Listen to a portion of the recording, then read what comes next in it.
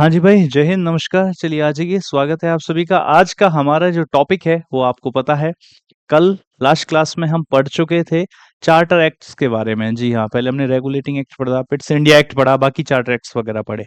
आज हमारा जो टॉपिक है वो है 1857 की क्रांति। तो चलिए शुरू करते हैं 1857 की क्रांति के बारे में। जी हाँ, मोस्ट इंपॉर्टेंट टॉपिक है और याद रखना, इससे कई सारे क्वेश्चंस एग्जाम में बनते हैं और ऑलमोस्ट हर साल या हर शिफ्ट में कह लीजिए लगभग लगभग इससे रिलेटेड क्वेश्चन आता है। मैं ऐसा क्यों कह रहा हूँ? ऐसा इसलिए क्योंकि मैं यहाँ पर सिर्फ डायरेक्टली आकर के 1857 की क्रांति में यहाँ मंगल पांडे ने गोली चला दी थी, ऑफिसर को मार दिया था और यहाँ से ये आदमी लड़ रहा था, वो नहीं बताने वाला हूँ। इसके पीछे के जो कॉजेज हैं वो सारे बताने वाला हूँ। आप सारे कारण जब समझोगे ना, तब आपको पता लगेगा कि कितनी इंपॉर्टेंट क्लास आज की रहने वाली है। दूसरी चीज ये है कि देखिए, कोई भी क्रांति होती है, कोई भी लड़ाई होती है, कोई भी इंसिडेंट इतिहास में होता है, उसके कुछ सडन कारण होते हैं कि वो ऑन द स्पॉट क्यों हुआ। लेकिन कुछ बैकग्राउंड, हिस्टोरिकल बैकग्राउंड भी होता है कि उसका, कि ऐसा होने के पीछे के कारण क्या पीछे से चलते आ रहे थे। मतलब हमें सारी चीजों को समझना है। इतिहास में कोई भी इंसिडेंट ऑन द स्पॉट हुआ है ना, तो उसके पीछे के भी कुछ ना कुछ कारण रहे होंगे। हम सारी बातों को समझेंगे। आज की जरा यही वो 1857 की क्रांति है जिसमें कहा जाता है कि खूब लड़ी मर्दानी वो तो झांसी वाली रानी थी। जिस समय ये क्रांति खत्म हो गई थी तो अंग्रेजों ने यदि इस क्रांति में किसी को लोहा मनवाने वाली महिला माना है, या 1857 क्रांति का मर्द अगर किसी को कहा है, तो वो कौन थी? झांसी की रानी। जी हाँ, खूब लड़ी मर्दानी वो तो झांसी वाली रानी थी। चलिए भाई, मजा आ रहा है? Teaching and level of your knowledge very good and with I help easily. ठीक है भाई, शुक्रिया। हम आपको बिल्कुल पढ़ाएंगे, बहुत प्यार से पढ़ाएंगे। आप पढ़िए, आपके जो भी सपने हैं वो जरूर पूरे होंगे क्योंकि आप मेहनत कर रहे हैं। तो आ जाइए 1857 की क्रांति के बारे में बातें करते हैं। अच्छा, एक चीज जरूर है कि पहले मैं समझाऊंगा, लिखने विखने की बात आज मत करना, वो सब बाद में लिखना, वो आप पीडीएफ से लिखना। आज सिर्फ पढ़ने की बात करो, पहले समझो, कहानी को सुनो, कहानी में मजा आएगा, लिख तो आराम से लोगे, आपको याद भी हो जाएगा। देखिए, आप घर से निकल रहे थे, आप घर से निकल रहे थे, पड़ोसी ने ऐसा बोल दिया आकर के कि भैया तेरे घर के सामने वाली नाली का पानी हमारे यहाँ ज्यादा आ रहा है, और आपने जाकर के खींच के थप्पड़ मार दिया उसके। तुम्हें क्या लगता है कि तुमने जो उसको खींच के थप्पड़ मारा, क्या सिर्फ इस बात पे मारा कि नाली का पानी ज्यादा आ गया है? कुछ नहीं। हो सकता है पहले से ही आपके मन में नफरत पलती आ रही हो, नफरत पलती आ रही हो, और इस इंसिडेंट ने उसे चिंगारी का रूप दे दिया हो। होता है, ऐसा नहीं होता है? होता है। तो ऐसे ही है, 1857 की क्रांति सिर्फ 1857 में नहीं उत्पन्न हुई, इसके पीछे बहुत सारे कारण थे। आइए एक एक कारण को समझते हैं। Causes of the revolt, political causes थे, कुछ राजनीतिक कारण थे, इकोनॉमिक कॉजेज थे, कुछ आर्थिक कारण थे, इसके अलावा भैया कुछ एडमिनिस्ट्रेटिव कॉज थे, कुछ प्रशासनिक कारण थे, कुछ भैया सोशल एंड रिलीजियस कॉजेज थे, धार्मिक तथा सामाजिक कारण थे, इनमें से कुछ मिलिट्री कॉज यानी सैन्य कारण थे, और इसके बाद आएगा, इन सभी कारणों के बाद आएंगे इमीडिएट कॉज, जिसे तत्कालीन कारण कहा जाता है, जिसकी वजह से एक्चुअल में क्रांति हुई। आइए एक एक करके समझने की कोशिश करते हैं कि इसकी नींव कैसे रखी गई। सबसे पहले आता है कि पॉलिटिकल कॉज क्या था। पॉलिटिकल कॉज में भाई सबसे पहले आपको दिखा, east India company policy of effective control and subsidiary alliance. लिखने की बात आज बाद में करेंगे, ठीक है? लिखने की बात बाद में, पहले समझो। East India companies policy of subsidiary alliance and effective control. अब ये क्या थी? मैंने आपको वैसे तो पढ़ाया भी है, बताया भी था कि 1798 में, 1798 में भारत में जो लॉर्ड वेलेस्ली था, एक पॉलिसी लेकर के आया था जिसको कहा जाता था subsidiary alliance policy. Subsidiary alliance policy, सहायक संधि नीति।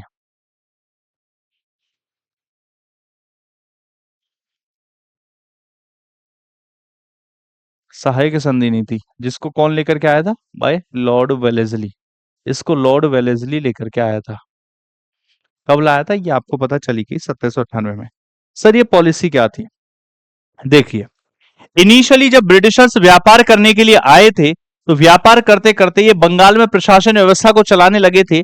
बैटल ऑफ प्लासी के बारे में आपने पढ़ा है, बैटल ऑफ बक्सर के बारे में पढ़ा है।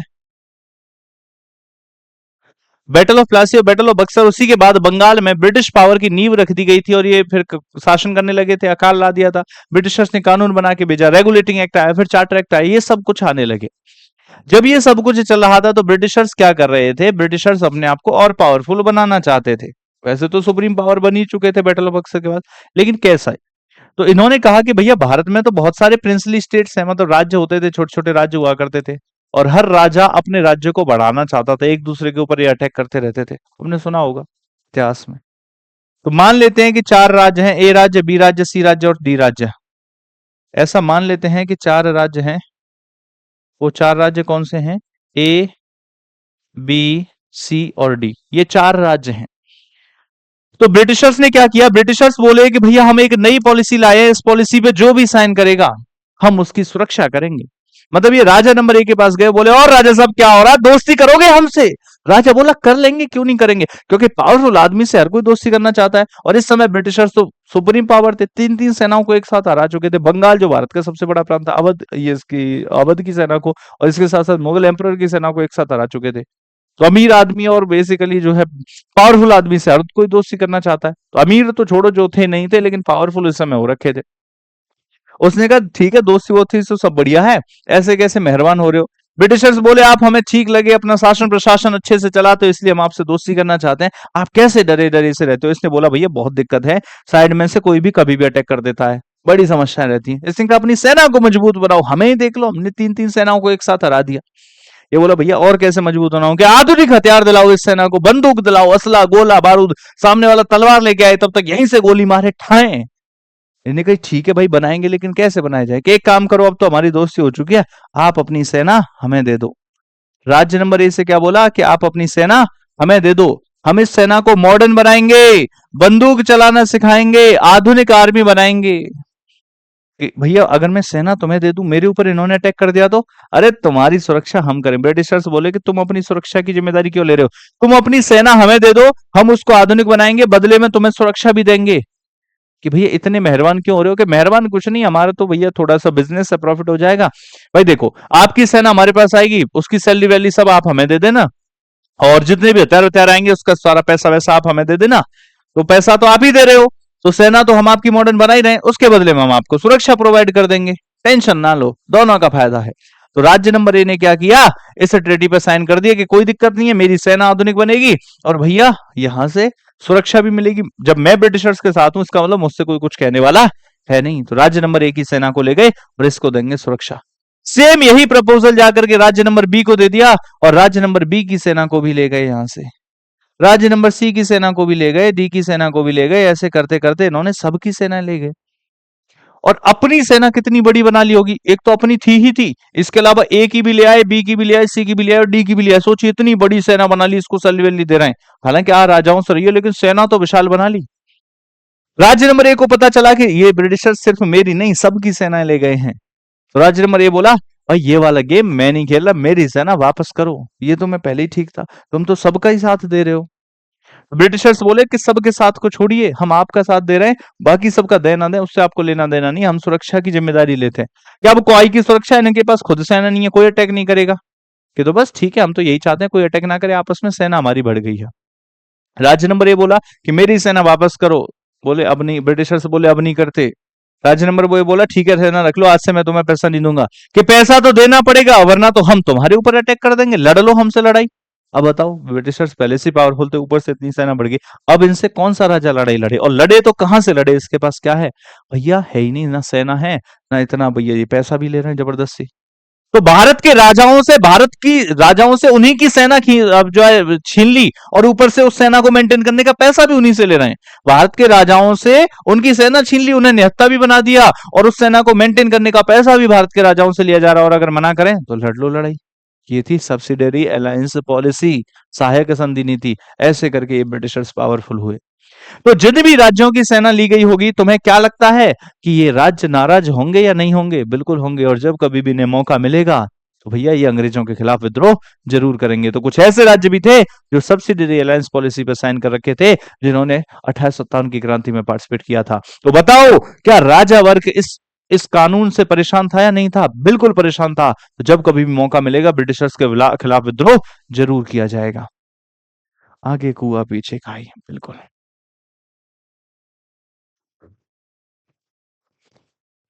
चलिए भाई, तो यही थी ईस्ट इंडिया, ये सब कुछ लिखा हुआ मैं दूंगा। The subsidiary alliance policy was introduced by the lord Wellesley in 1798, 1798, according to which the Indian natives are not allowed to maintain army. Bharat के जो मूल निवासी थे वो आर्मी नहीं रख सकते, उसकी सुरक्षा की जिम्मेदारी ब्रिटिशर्स लेते थे। कुछ लोग इससे परेशान थे, कुछ लोग परेशान थे policy of annexation and doctrine of lapse. ये क्या थी? राज्य हड़पनी थी। जब लॉर्ड डलहौजी भारत का गवर्नर जनरल बना था तो वो डॉक्ट्राइन ऑफ लैप्स पॉलिसी लेके आया था कि राजा का अगर सगा बेटा है तब तो ठीक है, वो राज्य उसको मिल जाएगा, लेकिन अगर भारत में किसी राजा का सगा बेटा नहीं है तो उसकी बेटी, उसकी रानी या किसी अन्य रिश्तेदार या मंत्रीगण को राज्य नहीं मिलेगा, उस राज्य को ब्रिटिश एम्पायर में मिला लिया जाएगा। ये थी डॉक्ट्राइन ऑफ लैप्स पॉलिसी, राज्य हड़पनी थी। झांसी में भी तो यही हुआ था कि झांसी के राजा गंगाधर राव का सगा बेटा नहीं था, तो भैया जो एडॉप्टेड सन था उसे बैठने नहीं दे रहे थे ब्रिटिशर्स, और जब बैठने नहीं दे रहे थे, गंगाधर राव जो है खत्म हो गए थे, तो झांसी की रानी से झांसी को छीना जा रहा था कि राजा तो खत्म हो गए, अब इसका तुम्हारा कोई सगा बेटा है नहीं। तो झांसी की रानी ने कहा था कि मैं झांसी नहीं दूंगी। ये थी doctrine of lapse policy, notes में लिखी हुई मिलेगी। तो झांसी की रानी ने कह दिया था मैं झांसी नहीं दूंगी। तो कुछ लोग इसलिए परेशान है उनकी सेना छीन ली गई है, कुछ लोग इसलिए परेशान है कि अगर उनका खुद का सगा बेटा नहीं है तो उनके राज्य को हड़प लिया जाएगा ब्रिटिशर्स के द्वारा। समझ रहे हो? ये कहानी थी। तो झांसी की रानी ने कहा मैं झांसी नहीं लूट दूंगी, इसीलिए लड़ाई लड़ी थी। इकोनॉमिक एंड एडमिनिस्ट्रेशन का रीजन क्या थे? Heavy taxation. अरे भैया जो व्यापारी लोग थे वो भारत में आए थे, व्यापारी लोगों को क्या पता कैसे प्रशासन व्यवस्था को चलाया जाता है, इनको तो ऐसा था जितना टैक्स लगा देंगे उतना ही हमारा प्रॉफिट है। अरे भैया एक बात बताओ कि जो सरकार को इस समय पर चला रहा है वो कौन है? भैया सरकार को चलाने वाला व्यक्ति कौन है? आप मुझे बस इतना सा बता दीजिए कि इस समय पर जो सरकार को चला रही है वो चला रही है ईस्ट इंडिया कंपनी। और ईस्ट इंडिया कंपनी मतलब व्यापारी लोग, ये तो व्यापार करने के लिए ही तो भारत आए थे। तो ब्रिटेन के व्यापारी लोगों की ईस्ट इंडिया कंपनी भारत के प्रशासन व्यवस्था को चला रही है। और व्यापारियों को क्या चाहिए? कहते हैं ना कि डेली ना सहे लेकिन भेली सह जाए। तो व्यापारियों को क्या चाहिए? प्रॉफिट। इन्हें क्या पता प्रशासन कैसे चलाए जाते, तो बस टैक्स पे टैक्स बढ़ाए जाते थे। अकाल ला दिया बंगाल में, अकाल ला दिया बंगाल में, और बंगाल में अकाल ला दिया। ऐसे ऐसे रैयतवारी, महलवारी, जमींदारी, जमींदारी सिस्टम लेकर के आ गए। जमींदार लोग किसानों का शोषण कर रहे हैं, उनके किसानों की जमीन को छीन रहे हैं, है ना। महलवारी सिस्टम लेकर के आए। महल का मतलब है एक गांव, पूरे गांव का टैक्स फिक्स कर दिया, कोई भी कितना भी दो, गांव का टैक्स फिक्स। मतलब क्या चल क्या रहा है? अगले 30 साल का टैक्स फिक्स कर दिया। अरे यार महंगाई बढ़ेगी। आज कोई आदमी 10 रुपए टैक्स देता है, हो सकता है 10 साल बाद वो 20 रुपए टैक्स है, हो सकता है 30 साल बाद वो आपका 50 रुपए टैक्स दे। जैसे जैसे मतलब महंगाई बढ़ती जाती है। ये लोग कह रहे हैं कि बार बार क्या बढ़ाना है, आज एक काम कीजिए, अगले 30 साल तक का टैक्स फिक्स कीजिए। आज कोई आदमी 10 रुपए दे रहा है, आगे चल के 50 रुपए देगा। एक काम कर दीजिए, फिक्स कर दीजिए आज से ही 30 रुपए। अरे आज वो 30 रुपए कहां से लाएगा? तुम 30-30 साल के लिए टैक्स को फिक्स कर दे रहे हो। तो ये कहानी थी इन्होंने, इन ब्रिटिशर्स की। तो हैवी टैक्सेशन, इतना टैक्स लगाते थे, दुगना लगा। अरे काहे लोगे बे दुगना लगान? तो भारत के लोग परेशान थे, समझो जरा इस बात को। New taxation experiments like permanent settlement, permanent कर दिया टैक्स को। जमींदारी सिस्टम जिसे कहते हैं, रैयतवारी डायरेक्ट किसान से वसूलना, महलवारी एक गांव के लिए टैक्स फिक्स किया जाता था, ये सिस्टम थे। अच्छा समस्या क्या थी कि जमींदारी सिस्टम है जैसे, तो जो जमींदार भाई घपलेबाजी करना चाहता है वो तो किसानों की जमीन हड़प हड़प के अपनी जमीन, जमींदार बन गए, 2-2 हजार 2.5-2.5 हजार बीघे के। लेकिन जो वाकई में सही जमींदार है उसने क्या किया? किसान के पास गया, वो टैक्स नहीं दे पा रहा है तो किसान से कहा कोई बात नहीं भाई अगली साल दे दियो। अब नहीं दे पा रहा, क्या करे? तो भाई जब वो नहीं दे पा रहा, लेकिन ब्रिटिशर्स क्या करते थे, अगर वो, ब्रिटिशर्स को किसान से लेना देना नहीं है, ब्रिटिशर्स को जमींदार से लेना देना है। वो तो जमींदार की जमीन को खींच लेते थे। वो बोलते थे जमींदार भाई हमें नहीं पता तू सामने से लाया नहीं लाया, हमें टैक्स तेरे से चाहिए। तो जो मतलब सही जमींदार थे उनकी जमीन चली जाती थी। जमींदार getting deprived because of confiscation of their state, जमींदार अपनी जमीनों की नीलामी के कारण परेशान थे। ये ब्रिटिशर्स जमींदारों की जमीन को बेच बेच करके जो है टैक्स वसूला करते थे। ये जमींदार थे। जमीन नहीं रही हमारी, बताओ। बाबूजी कहते हैं दारू छोड़ दो, दारू कहती है पारो छोड़ दो। अच्छा ये क्या क्या कहते हैं? बाबूजी कहते हैं पारो को छोड़ दो और पारो कहती है दारू को छोड़ दो। हैं बताओ जीवन में किया क्या जाए, शराब के अलावा ठिकाना ही क्या है। तो जमींदारों की जमीन चली गई, तुम क्या बात कर रहे हो? मतलब समझ रहे हो, हर हर क्लास ब्रिटिशर्स से परेशान थी। उच्च वर्ग परेशान था, किसी की सेना छीन ली गई है तो किसी राजा का सगा बेटा नहीं है। जमींदार लोग अलग परेशान है, किसान लोग अलग परेशान है टैक्सेशन की वजह से। मतलब सिस्टम ही अलग चल रहा है। तो हर व्यक्ति इन ब्रिटिशर्स से परेशान था। तो अब जब लोगों का गुस्सा है, जब लोगों को इतना गुस्सा है तो भैया ये कहीं तो निकलेगा ही। और जब कहीं ना कहीं ये गुस्सा निकलेगा तो जब क्रांति होगी, जब क्रांति होगी तो सोचो क्या होगा। जब क्रांति होगी तो सोचो क्या होगा। Exploitation of peasants by money lenders. अच्छा, कुछ लोग ऐसे थे जो खुद टैक्स नहीं दे पा रहे तो ब्याज पे पैसा ला करके टैक्स दिया करते थे। अब ब्याज पे पैसा लेने गए, 100 रुपए लेने गए, वो कह रहा अगली साल 150 दूंगा। अबे भाई, जो आदमी इस साल 100 नहीं दे पा रहा, अगली साल भैया पहले 100 ब्रिटिशर्स को देगा, 150 तुम्हें देगा, 250 कहां से ला पाएगा जिसके पास इस बार 100 नहीं है। तो ये, लेकिन ये ब्याज पे पैसा लेने गए ही क्यों है? ब्रिटिशर्स की वजह से। तो मनी लेंडर्स कहते थे 50% इंटरेस्ट लूंगा। बताओ, इतना इंटरेस्ट अगर लोगे कैसे काम चलेगा? ये, लेकिन ये सब कुछ किस वजह से हो रहा है? ब्रिटिशर्स की वजह से, ईस्ट इंडिया कंपनी के लोगों की वजह से। रैयतवारी का मतलब, रैयत का मतलब होता है किसान। जैसे किसानों से जमींदार लेगा, जमींदार ब्रिटिशर्स को देगा, तो वो जमींदारी सिस्टम। लेकिन किसानों से डायरेक्टली ब्रिटिशर्स लेंगे तो वो रैयतवारी सिस्टम, क्योंकि किसान को ही रैयत कहा जाता है। रैयतवारी मतलब रैयत डायरेक्ट लेंगे। महलवारी का मतलब एक गांव को महल कहा जाता है। जब एक गांव का टैक्स फिक्स होगा तो फिर उसको महलवारी कहा जाएगा। जब पूरे गांव से एक टैक्स फिक्स होगा, गांव में कोई भी कितना भी दो। समझ रहे हो? तो ये सब चीजों से लोग परेशान थे। इसके अलावा था breaking up of Indian handicraft by foreign goods. जो भाई स्वदेशी सामान था, हाथ से, जैसे मान लीजिए एक स्वेटर भी बनाना है तो हाथ से बनाया जाएगा। और जब हाथ से स्वेटर बनाया जाएगा तो आपको पता है समय भी ज्यादा लग जाता है, उतनी सफाई भी नहीं आ पाती, और महंगा भी होगा। भैया एक आदमी मान लो 10 दिन में बना रहा है, वही ब्रिटिशर्स क्या है, मशीनों के जो है यूज कर रहे थे। एक आदमी जो है एक दिन में 10 मशीनें ऑपरेट कर रहा है। 10 मशीनें दो दो के हिसाब से भी 20 स्वेटर बना दे रही है। एक मशीन मतलब 10 मशीन 20 स्वेटर बना दे रही है। और ऊपर से क्वालिटी भी थोड़ी ठीक हो, मतलब इतना है ना कि मशीन से बनी हुई चीज होगी तो उसमें सस्ती भी पड़ जाएगी, लेबर कॉस्ट सस्ती हो जाएगी। तो इंडियन हैंडीक्राफ्ट इंडस्ट्री खत्म कर दी थी। तो भारत के जो व्यापारी लोग थे वो परेशान हैं, जमींदार लोग परेशान हैं, किसान लोग परेशान हैं, राजा लोग परेशान हैं, मंत्री लोग परेशान हैं। सबके दिलों में नफरत है। तो जब इनको चिंगारी मिलेगी, ये क्रांति का रूप जरूर लेंगे। इसके अलावा क्या था, सुनिएगा जरा। रामपंथ करप्शन।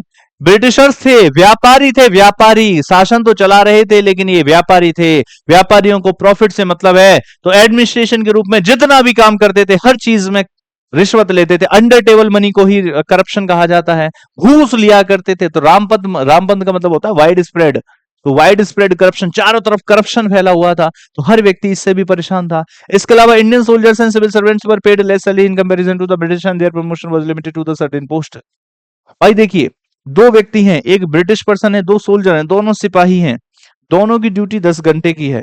मान लेते हैं कि दो व्यक्ति हैं, एक ए है और एक बी है, दोनों सिपाही हैं, दोनों की ड्यूटी 10 घंटे की है।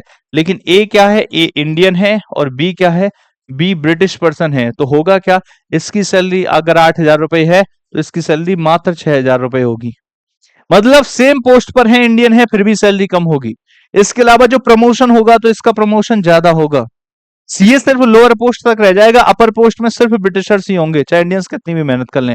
तो सेना में जो लोग थे वो भी परेशान थे। दूसरी चीज क्या थी, ये तो था ही था, इसके अलावा सेना में क्या था, क्योंकि ब्रिटिशर्स की आर्मी की यूनिट अगर 1857 से पहले देखोगे तो 34th infantry, 27th infantry, 28th infantry ऐसे दिखेगी, 36 इन्फेंट्री, मतलब समझ रहे हो ना, यूनिट के नाम 36 32 ऐसे करके। लेकिन भारत में जातिवाद इतना ज्यादा चलता है ना, कि निचली कास्ट का व्यक्ति है, हम इससे टच नहीं हो सकते, अगर टच हो गए तो अपवित्र हो जाएंगे। भारत में ये चलता, भारत में सती प्रथा चला करती थी उस समय पर। तुम बात करो इन सबको साथ रखने की, तो इन यूनिट में तो चाहे ब्राह्मण है, चाहे क्षत्रिय है, चाहे शूद्र है, कोई भी है, एससी है, एसटी है, ब्राह्मण है, कोई भी ओबीसी है, सब साथ में है।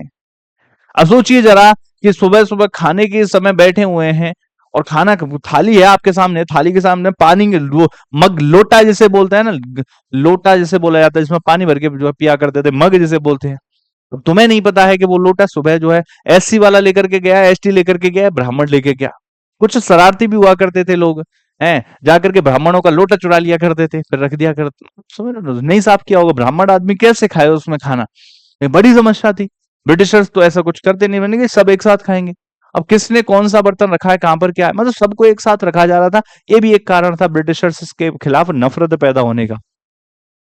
सुबह उस पानी, उस लोटे को लेकर के कौन फ्रेश होने गया था, वापस लाद के धोया भी या नहीं धोया, बड़ी समस्या थी। तो ये भी बड़ी समस्या थी। तो समझ रहे हैं? जब 1857 की क्रांति होगी ना, उसके बाद इन यूनिट्स को डिवाइड कर दिया जाएगा, एक कमीशन बनाया जाएगा, पील कमीशन, जो बताएगा भैया साथ में मत रखो, फिर दोबारा से दिक्कत क्रिएट हो जाएगी, क्योंकि इंडियन सोल्जर्स ने ये विद्रोह शुरू किया था, फिर दोबारा से दिक्कत हो जाएगी अगर साथ में रखा। इसीलिए 1857 की क्रांति के बाद ये आज देखते हो, Rajputana regiment, Sikh regiment, Jat regiment, Gorkha regiment, ये सब कब बनी? ये सब कब बनी? ये सब भैया 1857 की क्रांति के बाद बनी, पहले वरना 1 2 3 4 ऐसे संख्या हुआ करती थी। तो 1857 की क्रांति एक बहुत बड़ी क्रांति थी, समझिए जरा। हर व्यक्ति इसमें परेशान था, और जब इन सब लोगों को, सोल्जर्स परेशान, अपर कास्ट, अपर जो राजा लोग हैं, जो कैटेगरी है वो परेशान, मंत्री लोग परेशान, जमींदार लोग परेशान, व्यापारी लोग परेशान, किसान लोग परेशान, और जब सब परेशान होंगे, सबको मौका मिलेगा तो ब्रिटिशर्स के खिलाफ विद्रोह जरूर करेंगे। वो तो ये मान लीजिए भारत के लोग एक साथ नहीं थे। सोचिए अगर ये लोग एक साथ होते, एक एक चप्पल भी मारते ब्रिटिशर्स के, ब्रिटिशर्स तो भारत छोड़ के चले जाते। बट ये मान लीजिए बस यूनिटी वगैरह नहीं थी, एक साथ नहीं थे, एक दूसरे के साथ नहीं देना चाहते थे, हर कोई अपने अपने लिए लड़ रहा था, ज्यादातर लोग ऐसे ही थे। तो ये थी कहानी। तो यहां पर क्या था, वो जो है प्रमोशन लिमिटेड था, ये सारी चीजें थी। ये देखिए, इतना काम कराते हो, पैसा क्यों नहीं देते भाई? इंडियंस की और ब्रिटिशर्स की सैलरी अलग अलग है, सेम पोस्ट की, तो जब इतना काम कराओगे, पैसा नहीं दोगे, तो भैया समस्या तो होगी ही होगी। और जब ये सब कुछ था, इसके अलावा था social and religious causes, using racial words for Indians were coming among Britishers, Indians and dogs are not allowed, ऐसे बोर्ड लिखा करते थे। और जब ऐसे बोर्ड लिखोगे Indians and dogs not allowed, तो फिर क्या होगा? माना कि हम काले हैं, लेकिन काले हैं तो क्या हुआ, दिल वाले हैं, हम लोग ऐसा कहा करते थे। पर लेकिन दर्द होगा ना भाई, सब बुरा लगेगा थोड़ा सा, ये भी कारण था, है ना? तो उस समय शाहरुख खान जी की बात कर रहे हैं हम, वहीं थे, तो उन्होंने बता था। बाकी interference in the religious practices, lex loci act 1850 में आया था। लेक्स लॉ की एक्ट क्या था?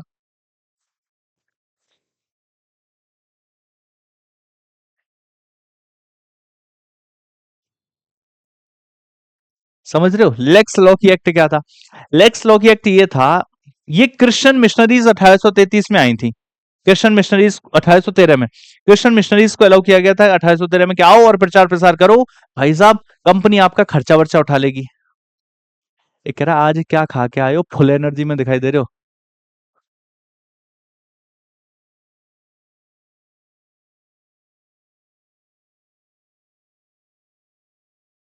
अच्छा भाई, ठीक है, चलो आ जाओ, सुनो सुनो सुनो। लेक्स लॉ की एक ये था, ये क्रिश्चियंस को सपोर्ट करना था कि देखिए, एक्चुअली होता ये था, या क्रिश्चियन लोग हैं उनके तो मतलब एंसेस्टर्स की जो प्रॉपर्टी है वो बच्चों को मिल जाएगी, लेकिन बाकी धर्म के लोगों ने अगर वसीयत नहीं लिखी है तो नहीं मिलेगी। अगर तुम्हें प्रॉपर्टी चाहिए तो क्रिश्चियन धर्म में कन्वर्ट हो जाओ, आपको प्रॉपर्टी मिल जाएगी। तो क्रिश्चियन लोगों को सपोर्ट करने के लिए, क्रिश्चियनिज्म को फैलाने के लिए था ये लेक्स लॉ की एक्ट। समझ में आ गई बात? तो ये लेक्स लॉ की एक्ट जैसी रिलीजियस प्रैक्टिसेस आई थी। Spreading Christianity, free handed to missionaries after 1813 charter act, ये तो मैंने बता ही दिया। Banning sati, widow remarriage, banning sati, widow remarriage and child marriage also upset Indians. अब देखो, ऐसा नहीं है कि ब्रिटिशर्स ने सारे ही काम गलत किए थे, कुछ काम उन्होंने बहुत अच्छे किए थे। सच बताता हूं, कुछ काम उन्होंने अच्छे किए, जैसे कि यहां पर लिखा है बैनिंग सती। भैया उस समय सती प्रथा हुआ करती थी कि अगर पति मर गया है तो पत्नी को जिंदा जलाया जाएगा चिता में। पति मर गया है तो पत्नी को पति की चिता में जिंदा जला दिया जाता था। मतलब ये मान लीजिए, ये पति की चिता है, यहां पर पत्नी को भैया खड़ा करके ना, यहाँ पर जिंदा जलाया जाता था। लोग चारों तरफ से खड़े हो जाते थे, बड़े बड़े ढोल नगाड़े बजाए जाते थे चिता के समय पर। क्यों? क्योंकि जब ये चिल्लाएगी तो इसकी आवाज गांव की बाकी महिलाओं तक ना जाए, तो इसीलिए ढोल नगाड़े बजाए जाते थे। चारों तरफ इसलिए खड़े होते थे क्योंकि जब इसको जलाया जाएगा तो ये भागने की कोशिश भी कर सकती है यहां से, तो धक्का देके इसी में कर दिया जाए, मतलब जिंदा जला दिया गया। सोचिए, 22 साल का लड़का मर गया, अगर 20 साल की लड़की है तो उसको जिंदा जला दो चिता में। यही हमारा धर्म कहता, हमारे धर्म में तो महिला सती हो जाती हैं। तो ये थी सती प्रथा, सती प्रथा की बात की जा रही थी। अब ब्रिटिशर्स ने कहा यार पागल हो गए हो, कर क्या रहे हो ये, तुम जिंदा जला दे रहे हो किसी व्यक्ति को यार। ब्रिटिशर्स ने इसको बैन किया। जैसे इसको बैन किया, भारतीय लोगों को बहुत बुरा लगा कि हमारा तो धर्म भ्रष्ट हो गया यार। अगर महिला जिंदा नहीं जलेगी तो फिर कैसे होगा, क्योंकि ये तो पापी महिला है।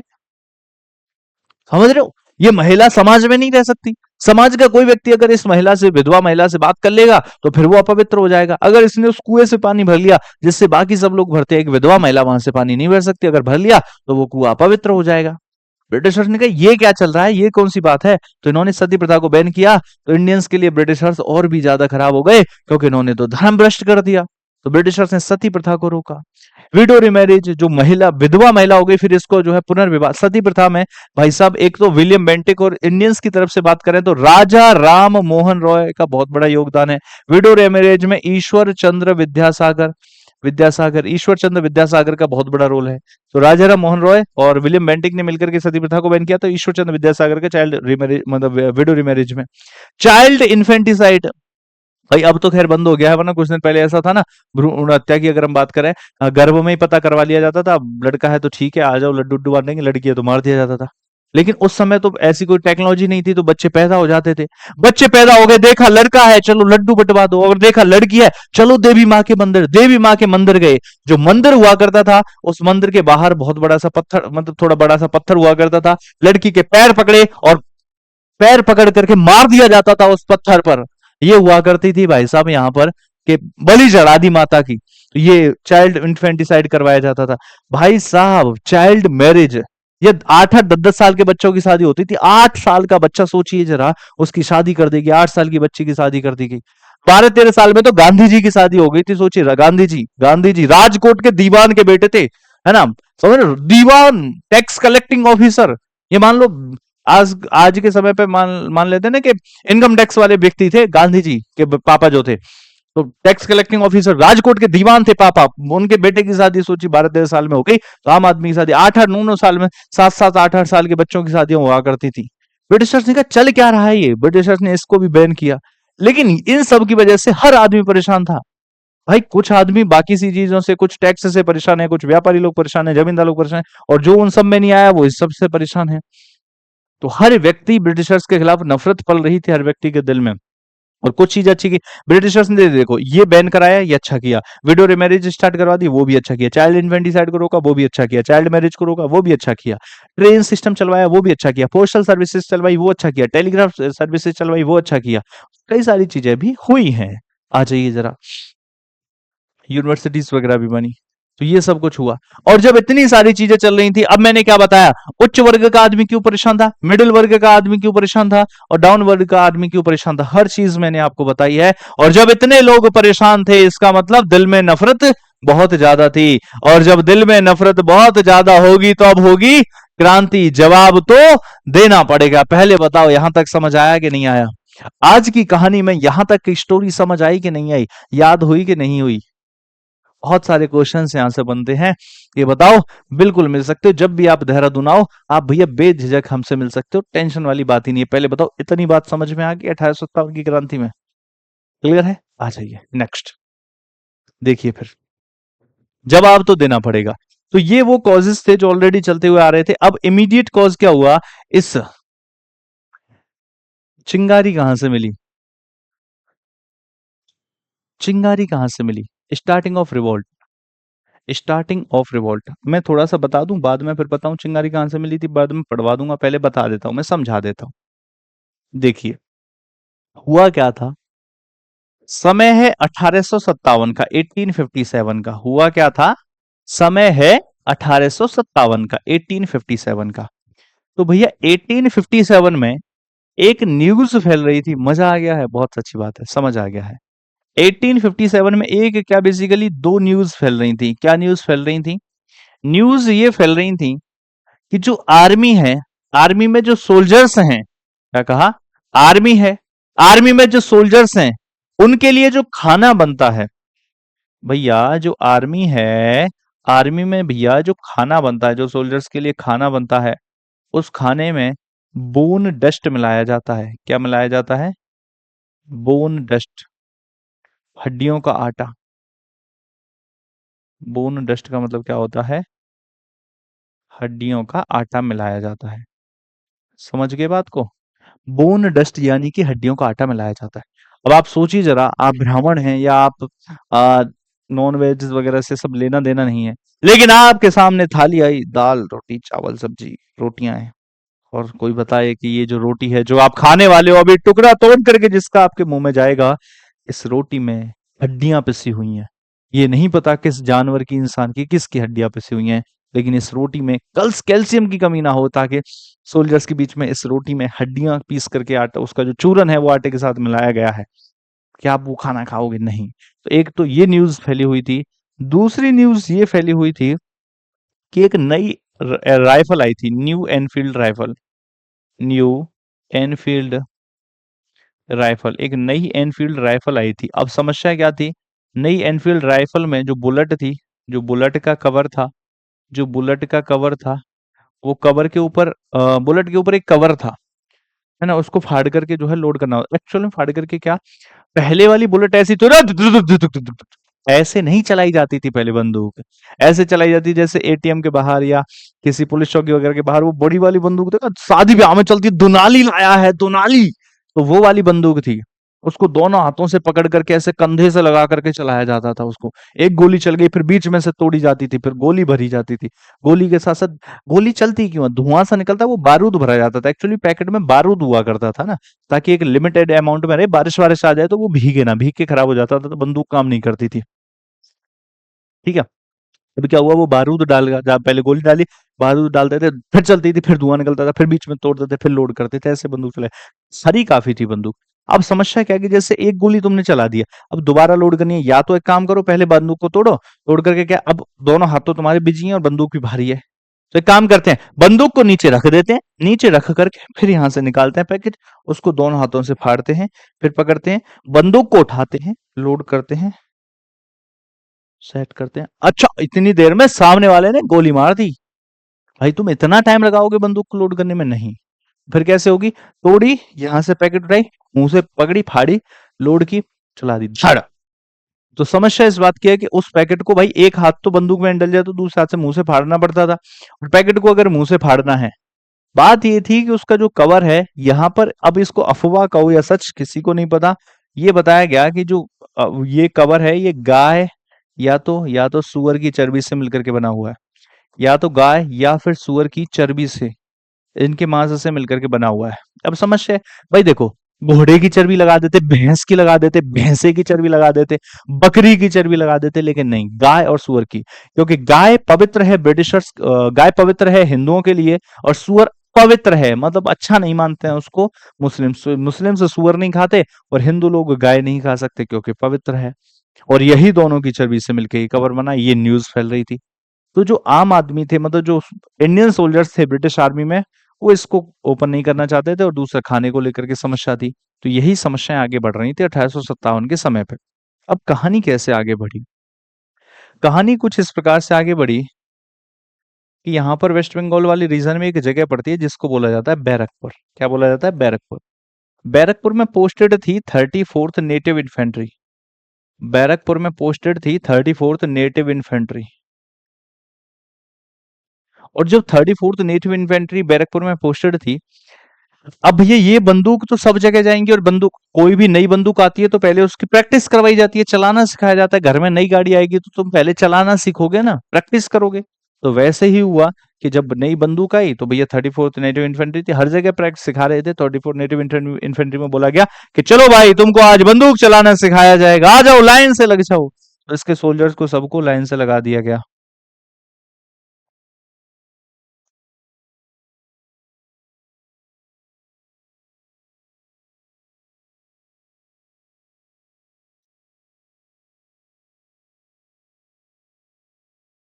और यहाँ पर क्या था? प्रशिक्षण दे रहा था एक व्यक्ति, इनका ऑफिसर जो था। और यहाँ पर ये मान लेते हैं कि यहाँ पर बंदूक चलानी थी, या टारगेट था। यहाँ पर व्यक्ति क्या कर रहा था? यहाँ पर व्यक्ति प्रशिक्षण दे रहा था, और यहाँ पर टारगेट था, ये लोग खड़े हुए थे। हुआ क्या, इस व्यक्ति ने बंदूक उठाई, इनके ऑफिसर ने मुंह से फाड़ा कवर, लोड करी, धड़ से चलाई कि ऐसे चलानी है तुमको, आओ। और जो आगे खड़े था व्यक्ति, उसको बुला लिया, और उसी व्यक्ति को बुला लिया जो आगे खड़ा था। ये व्यक्ति आगे आ गया, इधर आओ, इधर आओ, इधर आओ। उस व्यक्ति को आगे बुलाया गया, तुम चला करके दिखाओ। जिस व्यक्ति को आगे बुलाया गया उसका नाम था मंगल पांडे। क्या नाम था? उस व्यक्ति का नाम था मंगल। एक तो नाम में मंगल, ऊपर से पांडे, वो भी यूपी वाले।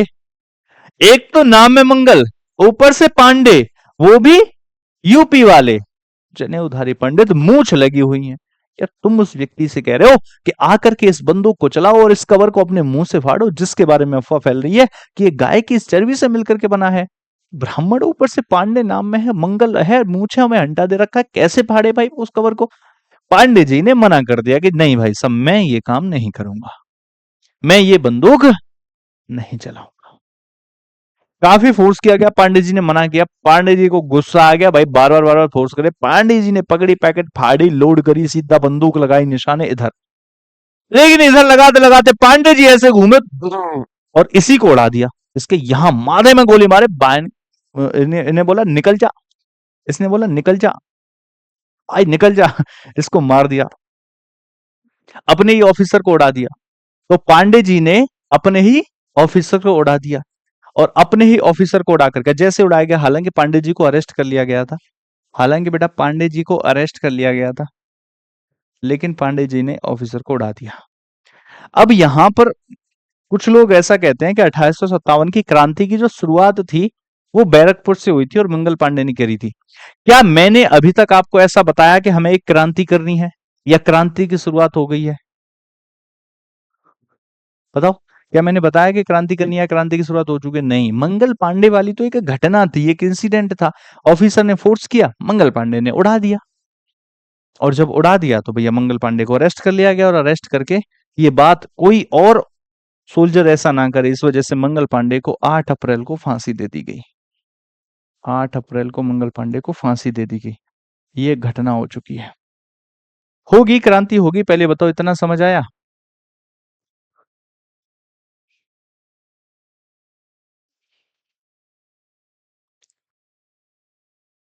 बताओ भाई,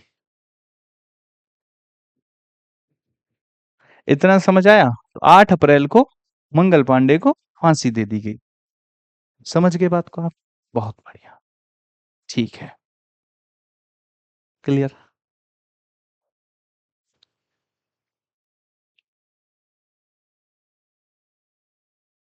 ओके, हो गया है। अब जब ये इंसिडेंट हुआ, तो ये इंसिडेंट पूरे नॉर्थ इंडिया में फैल गया, ऐसे ऐसे ऐसे ऐसे ऐसे ऐसे, कि भैया एक सोल्जर जो था उसने अपने ऑफिसर को उड़ा दिया, लेकिन उस ऑफिसर को जो उड़ाने के लिए मंगल पांडे को फांसी दे दी गई। लोगों को बुरा लगा, कुछ लोग अब ज्यादा विरोध नहीं कर रहे थे कि हमें भी फांसी वांसी ना दे दी जाए। अब जब ये सब कुछ हो गया, मिटा दूं? सब लिखा है इसमें, लिखना चाहो, स्क्रीनशॉट लेना चाहो तो ले लो, नहीं तो लिखा सब है। चलो ठीक है, अब सुनो, हुआ क्या। जब ये सब कुछ हो गया, तो एक दिन की बात थी, एक दिन की बात थी, क्या दिन था वो, बताता हूँ। एक दिन की बात थी, जगह थी मेरठ। कौन सी जगह थी? मेरठ। डेट थी 10 मई, 10 मई 1857। जगह थी मेरठ, डेट थी 10 मई 1857। भाई मार्च में वो हुआ, 29 मार्च के आसपास अपने ऑफिसर को उड़ाया था, और इसके बाद 8 अप्रैल को फांसी दे दी, कि मार्च अप्रैल मई, तो 10 मई की बात थी, मेरठ की बात थी। तो जैसे अलग अलग जगह पर सिखाया जा रहा था, वैसे ही अब बारी थी मेरठ की। मेरठ में भी नई एनफील्ड राइफल चलाना सिखाया जाएगा। जब मेरठ में भी मेरठ के जो सोल्जर्स थे उनको सिखाया जा रहा था नई एनफील्ड राइफल चलाना, उन्होंने भी सेम वैसे ही किया। एक ऑफिसर खड़ा था, सबको लाइन में खड़ा किया और बोला आकर के चलाओ। और जब फोर्स कर रहे थे, वो लोग भी मना कर रहे थे कि हम इस गाय या सूअर की चर्बी से मिले हुए कवर को मुंह से नहीं लगाएंगे, वो लोग मना कर रहे थे। ऑफिसर ने फोर्स किया कि देख लो मंगल पांडे वाले हाल हो जाएंगे। तो पीछे से एक आदमी चिल्ला करके बोला कि अपना मंगल भाई शहीद हो गया, अपने धर्म के नाम शहीद हो गया मंगल भाई, लेकिन झुका नहीं। तो हम लोग कैसे झुक सकते हैं? अरे हम मंगल पांडे की शहादत को नमन करते हैं, और उड़ा दो इन ऑफिसर्स को। सबने बंदूक उठाई और सारे जितने भी ऑफिसर्स थे सबको उड़ा दिया, खत्म। भैया इन सोल्जर्स ने क्या किया? अपने ऑफिसर्स को उड़ा दिया, ऑफिसर्स को उड़ा दिया। है क्या बात कर रहे हो सर? बिल्कुल, इन सोल्जर्स ने ऑफिसर्स को उड़ा दिया, बोला अपना मंगल भाई शहीद हो गया और हम सुनेंगे इनकी, ये हमारे ऊपर चिल्लाएंगे, उड़ा दो, उड़ा दिया। अब समस्या एक हो गई, जैसे ही उड़ाया, बात क्या थी कि देखो लाइन में तो बहुत सारे लोग खड़े थे, अब जो लाइन में बहुत सारे लोग खड़े थे, आगे वाले लोगों ने तो अपना अपना ऑफिसर्स को उड़ा दिया, पीछे वाले लोग जब तक आगे आए तब तक वहां अंग्रेज बचे ही नहीं, क्योंकि मर गए। आगे वालों ने मार दिया, जो भी 10-5 जो भी थे, आगे वालों ने मार दिया, पीछे वालों को अंग्रेज नहीं मिले। अब समस्या ये होगी, ऐसा नहीं होता जैसे मम्मी बना रही चूल्हे पे आलू के पराठे, स्टार्टिंग के 2 पराठे 2-3 4-5 लोगों को मिल गए, बाकी 2-3 लोग और बचे कि भैया हमें नहीं मिल पा रहे हैं। पूरा परिवार इकट्ठा था, तो परिवार के 2-3 लोगों ने खा लिए 2 पराठे जो थे स्टार्टिंग वाले, बाकी लोग कह रहे हैं हमारे पास भी पराठा है। ऐसे पीछे वाले लोगों को क्या चाहिए? ब्रिटिशर्स। क्यों? क्योंकि मारना है। तो इन्होंने ढूंढा, मेरठ छावनी के अंदर ब्रिटिशर्स को ढूंढा, मेरठ छावनी के अंदर। अब इन्हें क्या चाहिए? ब्रिटिश। ब्रिटिशर्स को ढूंढा और मार दिया, जितने भी थे मार दिया। तो 10-15-20-25 लोग जो भी 30-40 थे वो खुश हो गए जिसने ब्रिटिशर्स को मारा, हमारे मजे आ गए, ब्रिटिशर्स को उड़ा दिया, मैंने 2 लोगों को उड़ाया, मैंने 3 ब्रिटिशर्स को उड़ाया, मैंने 1 को उड़ाया। तो जिन्होंने मार दिया वो तो खुश हो गए, जिन्होंने नहीं मार पाए वो लोग फिर परेशान। तो भैया ये कह रहे चलो इस बार हम नहीं मारेंगे, तुम ही मारना, चलो चलो चलो। जेल में कोई पोस्टर था, कोई कहीं था, सबको उड़ा दिया। अच्छा, मेरठ जेल में क्या था? मेरठ की जो जेल थी वहां पर बहुत सारे लोग, बहुत सारे कैदी थे, इंडियन कैदी थे ना। मेरठ की जो जेल थी वहां पर बहुत सारे इंडियन कैदी थे। इन सभी इंडियन कैदी लोगों को रिहा कर दिया, रिलीज कर दिया। इन इंडियन सोल्जर्स ने क्या किया? इनको रिलीज कर दिया, यानी कि रिहा कर दिया। और रिहा करके बोले बंदूक चलाओगे, ब्रिटिशर्स को मारोगे। अब भैया कैदी हैं, कैदियों को बंदूक मिल जाए चलाने के लिए, मैं बिल्कुल चलाएंगे, मैं भी चलाऊंगा, मैं भी चलाऊंगा, पीछे से आवाज आ रही। तो इन सोल्जर्स ने क्या किया, जो ये सोल्जर्स थे, इन कैदियों को लेकर के सबको शस्त्रागृह पहुंच गए। कहां पहुंच गए? शस्त्रागृह। शस्त्रागृह। शस्त्रागृह जाकर के जो उठा लो उठाना है, वहां असला, बारूद, भाले, तलवार, गोला, पिन, बंदूक, बुलेट्स, सब कुछ रखा था। तो इन लोगों ने जिसके जो मन में आया उसने वो उठाया। किसी ने बम की पिन निकाली, ओए ओए, फेंक फेंक फेंक, दूर फेंका। किसी ने तलवार उठा ली, किसी ने बंदूक उठा ली, कोई भाला लेकर के दौड़ रहा है, चलो चलो चलो भाला मारे। कोई भाला फेंक, भाला फेंक प्रतियोगिता चल रही है वहां पे, तलवार से तलवारें टकरा, मजा आ रहा है इन लोगों को है। लेकिन अब इसको क्या, किसी किसी आदमी ने क्या किया, वो बंदूक रख ली, मतलब बंदूक मतलब 2-3 बंदूक इधर का टांग ली, 2-3 इधर, और चल रहा है, क्या मजा आएगा ब्रिटिश। अरे मारेगा कैसे? बंदूक लिए, गोली कहाँ है? एक आदमी ने गोली का पूरा कंटेनर रख लिया सर पे। कहा, अबे गोली क्या तू फेंक फेंक के मारेगा है? बॉल है, कोई क्रिकेट मैच हो रहा है यहाँ। मजा आ रहा है, पर ठीक है, सब मिलजुल करके करेंगे। और जब ये सब कुछ चीजें चल रही थी, सोचिए जरा, मेरठ छावनी। तो जब आपसे पूछा जाता है कि इस क्रांति की शुरुआत कहां से हुई, तो इसी को बोला जाता है स्टार्टिंग ऑफ द रिवोल्ट। तो इस रिवोल्ट की जो स्टार्टिंग थी, इस रिवोल्ट की जो स्टार्टिंग थी वो कहां से हुई थी? मेरे प्यारे बच्चों, इस रिवोल्ट की स्टार्टिंग मेरठ से हुई थी। क्या कहा? इस रिवोल्ट की स्टार्टिंग मेरठ से हुई थी। तो मेरे प्यारे साथियों, इस क्रांति की शुरुआत मेरठ से हुई थी। लिखने का टाइम नहीं मिलेगा आज, आज तो बस नोट कर लो, पीडीएफ वीडीएफ से लिखना। तो मेरठ में इन्होंने छावनी में ब्रिटिशर्स को खत्म कर दिया। लेकिन अब क्या चाहिए? दो, मतलब आलू का आधा पराठा खा लो तो आपको भूख बढ़ जाती है। पहले थोड़ी भूख होती है, लेकिन थोड़ा सा खा लो, मजा आ जाए तो फिर और भूख बढ़ जाती है। वैसे अब इनको और ब्रिटिशर्स चाहिए। तो शाम होते होते इन्होंने पूरे मेरठ में ब्रिटिशर्स को ढूंढा। और पूरे मेरठ में ब्रिटिशर्स को ढूंढने के बाद जिसने मारा मारा, कोई छत पे टॉवल सुखा रहा था ना, करके निशाना मारा, टॉवल के बीच में से पार गया, आंख के यहां से गोली निकली, सर के ऊपर होकर के पार हो गई। कोई बालकनी में न्यूज़पेपर पढ़ रहा था, पेपर में से गोली सीधी आई, उड़ा दिया ब्रिटिशर्स को। समस्या हो गई, शाम होते होते मेरठ में ब्रिटिशर्स नहीं मिल रहे, कुछ छुप गए, कुछ नहीं मिले, कुछ खत्म हो गए। अब क्या करें?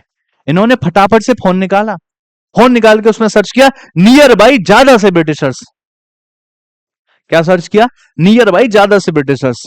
गूगल ने आंसर दिया दिल्ली, क्योंकि ज्यादा से ब्रिटिशर्स दिल्ली में मिलेंगे, चले जाओ। इन लोगों ने ना तो ये सोची कि शाम हो रही है, ना ये सोची क्या होगा, इन्होंने कहा चलो दिल्ली, वहां मिलेंगे ब्रिटिशर्स। और ये 10 मई को ही कहां चल दिए? दिल्ली। और 11 मई को ये कहां पहुंचे? 11 मई 1857। ये डेट पूछी जाती है, ये 2 डेट इंपॉर्टेंट हैं। कौन सी? 10 मई और 11 मई। 10 मई मेरठ में क्रांति हुई, और 11 मई ये लोग कहां पहुंच गए? Red fort Delhi. मतलब अभी दिल्ली सो रही थी, सुबह के 4-5 बजे ये दिल्ली पहुंच गए, red fort Delhi. Red fort पहुंच गए दिल्ली में। ठीक है, अभी दिल्ली सो रही थी। अच्छा, रास्ते में जो भी ब्रिटिशर्स ब्रिटिशर्स मिले सबको उड़ाते हुए जा रहे हैं, रात को गोलियां चला रहे हैं, कह रहे हैं अंधेरे में किसका निशाना अच्छा लगेगा। ये मोमबत्ती जला करके गोली मार रहे हैं भाई। मतलब अलग ही लेवल का जोश था। रेड फोर्ट के दरवाजे बज रहे हैं सुबह 5 बजे, बहादुर शाह जफर सो रहा है, उसको बताया कि कोई अजीब ऐसे ऐसे लोग आ गए, मेरठ वाले आए, चिल्ला रहे हैं बहादुर शाह जफर को बाहर निकालो। बहादुर शाह जफर सेकंड बाहर आया, उसने कहा शहंशाह आप हमारे शहंशाह हो। दोबारा से बूढ़े बहादुर शाह जफर को जो है शहंशाह डिक्लेयर कर दिया, बोला बताओ ब्रिटिशर्स कहाँ मिलेंगे, गोली चलानी है, ब्रिटिशर्स को मारना है। इन लोगों ने विद्रोह कर दिया। तब तक बात ब्रिटिशर्स भी तक भी पहुंच गई थी, और ब्रिटिशर्स ने भी भैया गोलियां वोलियां चलाना शुरू कर दिया, और यहाँ से दोनों में लड़ाई शुरू हो गई, और दिल्ली में लड़ाई हो गई। तो जो बचे हुए ब्रिटिशर्स थे वो मेरठ में लड़ाई शुरू हो गई, दिल्ली में लड़ाई शुरू हो गई, ये बात पता लगी, मथुरा में लड़ाई शुरू हो गई। थोड़ी आगे बात पता लगी कि विद्रोह कर दिया ऐसे ऐसे मेरठ के लोगों ने, लखनऊ में लड़ाई शुरू हो गई। उधर कानपुर में नाना साहब ने जो है लड़ाई शुरू कर दी, बेगम मेजरत महल ने जो है लखनऊ में लड़ाई शुरू कर दी, है ना? मौलवी अहमदुल्लाह ने फैज़ाबाद में लड़ाई शुरू शुरू कर दी, बिहार में कुंवर सिंह ने लड़ाई शुरू कर दी। ऐसे करके फिर तो पूरी लड़ाई हो गई। बात समझ में आई यहाँ तक या नहीं आई? क्रांति की शुरुआत मेरठ से हुई, मेरठ के सोल्जर्स के द्वारा हुई। 10 मई 1857 को हुई क्रांति, के लोग 11 मई को दिल्ली पहुंचे, और यहीं से क्रांति फिर आगे बढ़ती गई। कौन-कौन कहाँ-कहाँ से लड़ रहा था मैं सब बताऊंगा, पहले बताओ इतनी कहानी क्लियर हुई या नहीं हुई? हमारा जल कहाँ है? मैं जल पी लेता हूँ, तुम मुझे बताओ इतनी कहानी क्लियर हुई या नहीं हुई? जल्दी बता दो।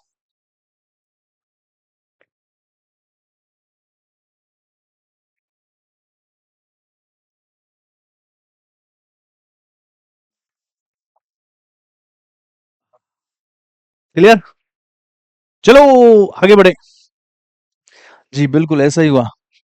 देखिए, the revolt of 1857 was started by the Indian soldiers in British army. British army में जो इंडियन सोल्जर्स थे उन्होंने शुरू किया, because the rumour about the mixing of bone dust in आटा, आटे में बोन डस्ट मिला हुआ, ये अफवाह फैल रही थी। दूसरी ये थी कि जो एनफील्ड राइफल है उसका जो कवर है उसको मुंह से फाड़ना पड़ता था, और वो गाय और सुअर की चर्बी से मिलकर बना था, बीफ एंड पिग फैट, और इसी वजह से लोग टच नहीं करना चाहते थे। हिंदू एंड मुस्लिम सिपाही felt their religion was in danger, danger में है रिलीजन। 29 मार्च 1857 को सिपोय नेम्ड मंगल पांडे, एक मंगल पांडे नाम का व्यक्ति था, जिसने 34 native infantry in Barrackpore, Barrackpore में West Bengal, refuse to use Enfield rifle, मना कर दिया इस बंदूक को चलाने से। When forced he killed his officer, अपने ऑफिसर को ही मार दिया। 29 मार्च की बात थी। या मंगल पांडे को अरेस्ट कर लिया गया, और 8 अप्रैल को मंगल पांडे को फांसी दे दी गई। ये बात नॉर्थ इंडिया में फैल गई, और जब मंगल पांडे को फांसी दे दी गई तो अब होगी आर पार की लड़ाई। ध्यान रखना, कहानी आगे बढ़ी। The news spread to whole India, and then in the morning of 10 May 1857 the sipahi of Meerut started revolt. 10 मई 1857 को मेरठ के सिपाहियों ने क्रांति की शुरुआत कर दी। The soldiers released their imprisoned comrades, killed their officers and unfurled the banner of revolt। इन्होंने अपने जो भी जेल में जो कैदी थे उन सबको रिहा कराया, बाकी सबको रिलीज किया, ब्रिटिशर्स को उड़ाया, और यहाँ से बैनर, रिवोल्ट का बैनर लेके दिल्ली की तरफ चल दिए। The city of Delhi not yet woken up, Delhi अभी सो रही थी, लेकिन ये पहुंच गए। बूढ़े बहादुर शाह जफर को सहिंसा डिक्लेयर कर दिया। बहादुर शाह जफर खुश हुआ, है ना? बूढ़े बहादुर शाह जफर को सहिंसा डिक्लेयर कर दिया, बहादुर शाह जफर खुश हुआ। इसके बाद लीडर्स ऑफ द रिवोल्ट देखते हैं कौन कौन कहाँ कहाँ से लड़ रहा था।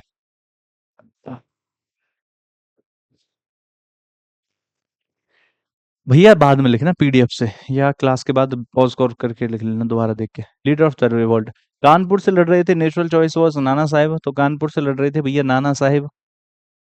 बेगम हजरत महल लड़ रही थी लखनऊ से, ये बेगम हजरत महल थी जो लखनऊ से लड़ रही थी। वाजिद अली की 365वीं बीवी थी ये, तो ये लखनऊ से लड़ रही थी। वाजिद अली की जो है 365 वाइफ्स थी।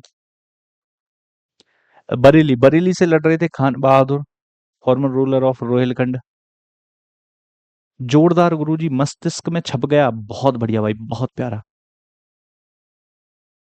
क्रांति घोट के पिला दी, बिल्कुल ऐसे ही पिला देंगे, तुम आओ तो सही एनर्जी के साथ में।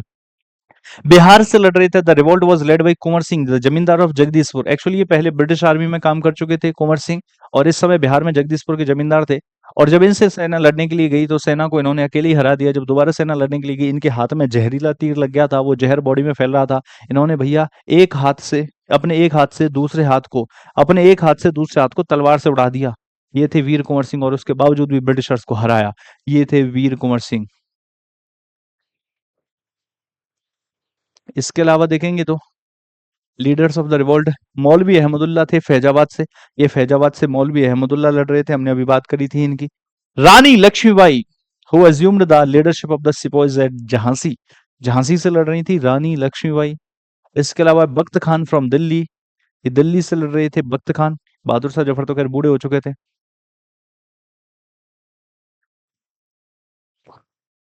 ये लड़ रहे थे, लिखो फटाफट। नहीं लिखो मत, सुन लो बस। ठीक है। इसके अलावा बख्त खान थे, ये दिल्ली से लड़ रहे थे। बहादुर शाह जफर तो खैर बूढ़ा था, ये लड़ रहे। Kadam Singh from Meerut and Devi Singh from Mathura. Kadam Singh Meerut से थे और देवी सिंह मथुरा से लड़ रहे थे।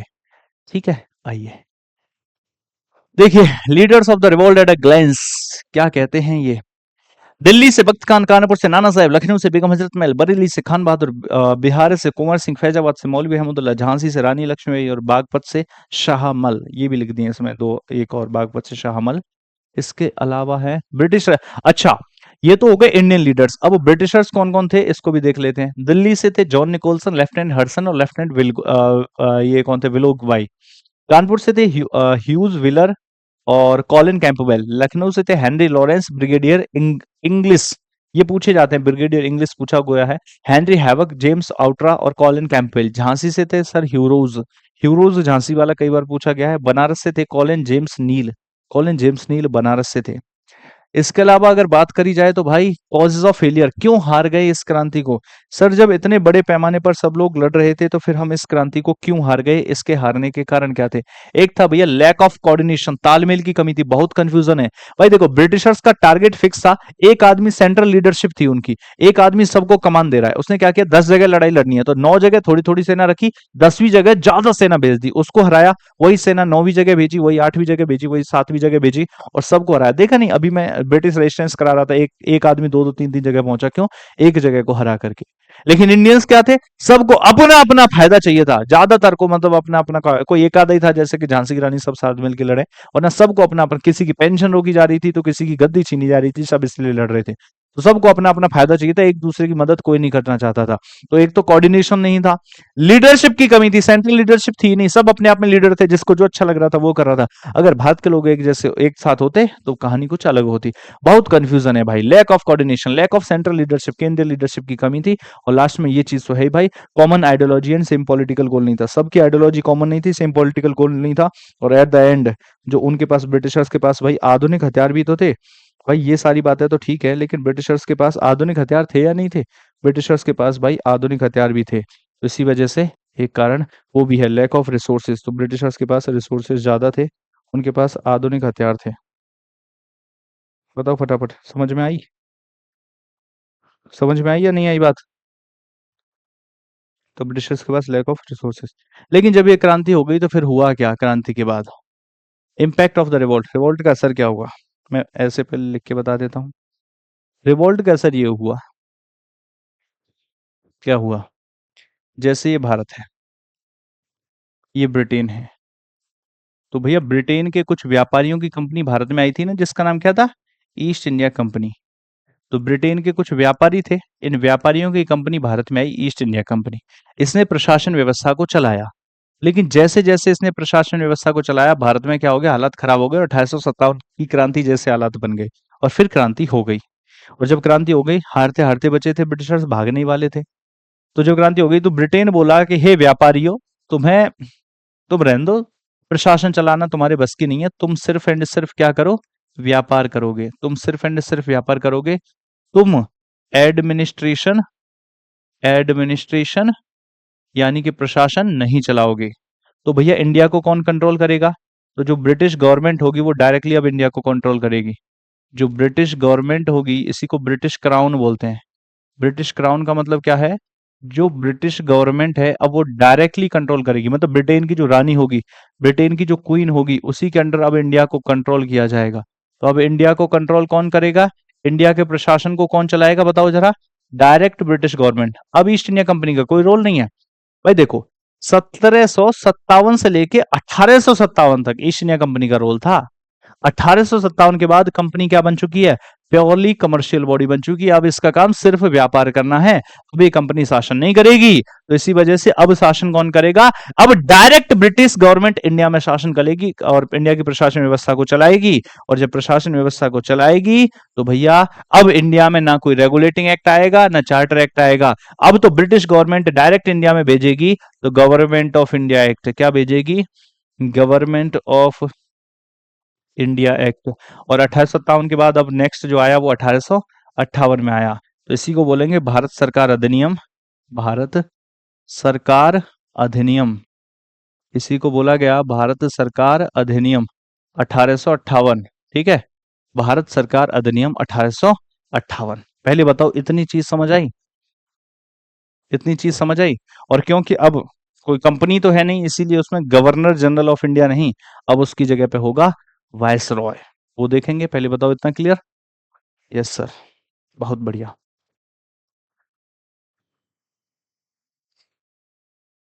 एमसीक्यू कहाँ मिलेगा सर इसका? यश रावत जीएस यूट्यूब चैनल पर एमसीक्यूज मिलेंगे। कहाँ मिलेंगे? यश रावत जीएस यूट्यूब चैनल पर एमसीक्यूज मिलेंगे। कल सुबह 10 बजे या 11 बजे इसकी क्लास होगी। देख लेना, उस पर शेड्यूल लगा हुआ मिल जाएगा। आ जाओ, देखो फिर। ये सब हुआ ना? तो गवर्नमेंट ऑफ इंडिया एक्ट, तो इम्पैक्ट ऑफ द रिवोल्ट क्या है? गवर्नमेंट ऑफ इंडिया एक्ट 1858 आया। इस एक्ट में क्या क्या था वो देखेंगे। The power of India transferred to crown to और British government. East India company की पावर अब खत्म कर दी गई और डायरेक्टली ये पावर ब्रिटिश क्राउन के पास या ब्रिटिश गवर्नमेंट के पास चली गई। इसका मतलब क्या था?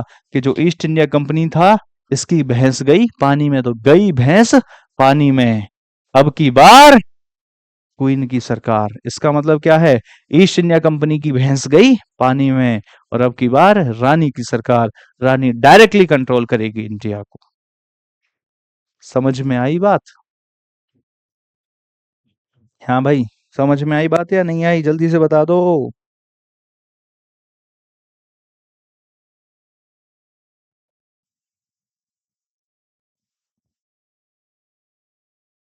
मजा ही आ गया आज। बिल्कुल भाई, मजा आ गया।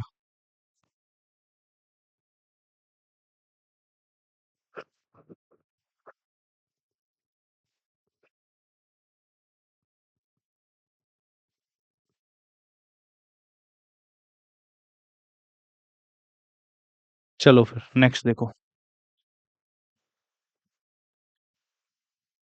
ये जो गवर्नमेंट ऑफ इंडिया एक्ट था, ये क्या क्या था देख लेते हैं। इसमें भैया गवर्नर जनरल ऑफ इंडिया जो था, अब उसको वायसरॉय कहा जाएगा। और इस समय मतलब 1857 की क्रांति के समय भी गवर्नर जनरल कौन था? लॉर्ड कैनिंग था। तो फर्स्ट वायसरॉय भी लॉर्ड कैनिंग होगा, ठीक है। तो अब भारत में जो गवर्नर जनरल होगा, उसको गवर्नर जनरल तब तक कहा जा रहा था जब तक ईस्ट इंडिया कंपनी थी, अब उसको वायसरॉय कहा जाएगा। तो भारत का जो गवर्नर जनरल था, बस उसका नाम बदला, उसको वायसरॉय कहा जाएगा।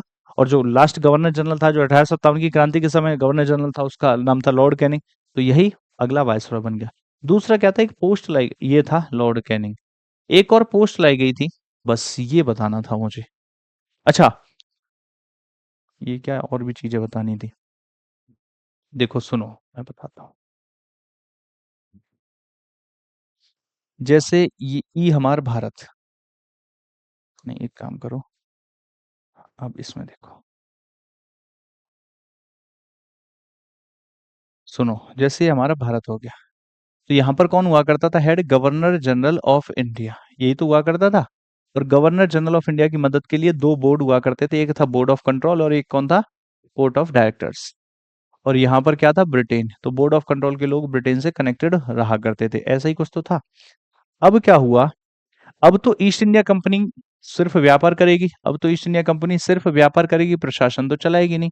तो इसी वजह से गवर्नर जनरल ऑफ इंडिया का नाम बदल के क्या कर दिया गया? वाइस रॉय। अब इसका नाम पड़ चुका है वाइस रॉय।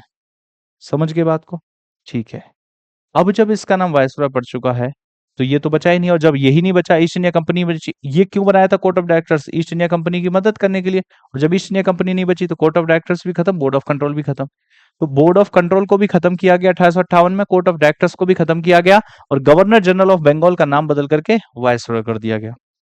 समस्या एक है। समस्या क्या है? समस्या ये है कि भैया जिस समय गवर्नर जनरल था, ये ईस्ट इंडिया कंपनी थी, तो ये बात करती थी बोर्ड ऑफ कंट्रोल से। बोर्ड ऑफ कंट्रोल ब्रिटेन में बात करता था। तो डायरेक्ट वायसरॉय कैसे बात करेगा? इसकी मदद के लिए यहाँ पर एक ऑफिस बनाया गया, एक डिपार्टमेंट बनाया गया। एक डिपार्टमेंट बनाया गया जिसमें 15 लोग जोड़े गए। और इसी का जो हेड हुआ करता था, उसको बोलते थे इंडियन सेक्रेटरी।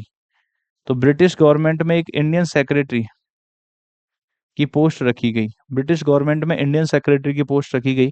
और फर्स्ट इंडियन सेक्रेटरी जो था, उसका नाम था लॉर्ड स्टैनले। बस यही बात आपको याद रखनी है। Lord Stanley.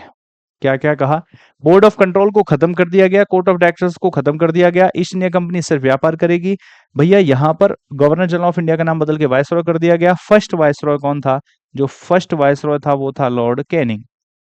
अब ये ब्रिटेन से कैसे कनेक्ट रहेगा? तो ब्रिटेन में एक डिपार्टमेंट बना दिया गया है ना, इंडिया के लिए। और उसी का जो हेड था वो था इंडियन सेक्रेटरी हुआ करता था, या secretary of state for India कहा करते थे इसको।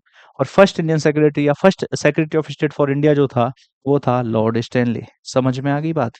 इसके अलावा कहा गया कि जो ईस्ट इंडिया कंपनी है ये भैया व्यापार करेगी बस। और अब कोई किसी राज्य की हड़पा हड़पी नहीं की जाएगी, नो मोर एनेक्सेशन।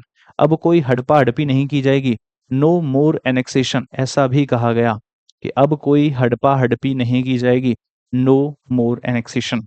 जिसके पास जो राज्य है उसके पास वही रहेगा। मतलब ब्रिटिशर्स अब ज्यादा हड़पा हड़पी नहीं करेंगे, नो मोर एनेक्सेशन। चलें आगे, देखें।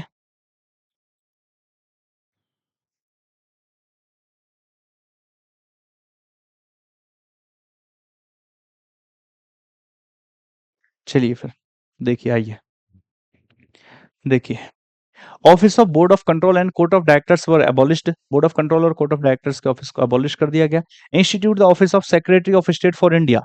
जो secretary of state for India, इसी को इंडियन सेक्रेटरी शॉर्ट में कह देते हैं, इसका ऑफिस बनाया गया। इसकी काउंसिल में 15 मेंबर्स जोड़े गए जो इसकी मदद करेंगे। और ये कहा गया नो मोर एनेक्सेशन, अब कोई हड़पा हड़पी नहीं होगी। बस ये हो गया 1858 के एक्ट। अब यहाँ से आगे बढ़ेंगे कल। बस थोड़ा सा और देख लेते हैं, वो क्या है। वो ये है nature of the revolt. Nature क्या था? अगर हम नेचर की बात करें तो इसको किस व्यक्ति ने क्या क्या कहा था, बस ये देख लीजिए थोड़ा थोड़ा सा। सर सैयद अहमद खान ने इस 1857 की क्रांति को कहा था, he held Britishers responsible for the revolt. इन्होंने कहा था कि इस क्रांति के ब्रिटिशर्स जिम्मेदार हैं, ये थे सर सैयद अहमद खान।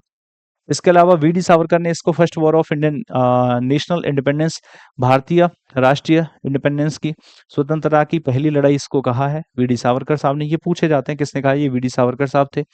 इसके अलावा आरसी मजूमदार ने कहा it was neither first nor national war nor war of independence.